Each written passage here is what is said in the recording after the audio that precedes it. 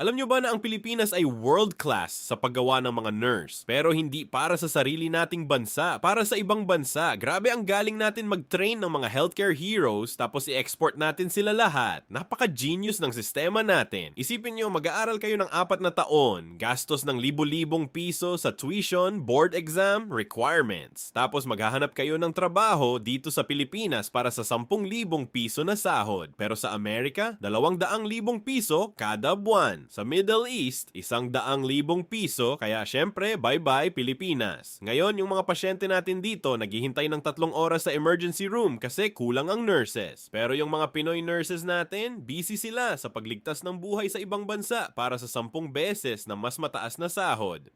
Salamat sa brilliant na strategy natin. Train the best, export the best. Tapos magulat tayo bakit understaffed ang mga hospital natin. Sobrang logical talaga.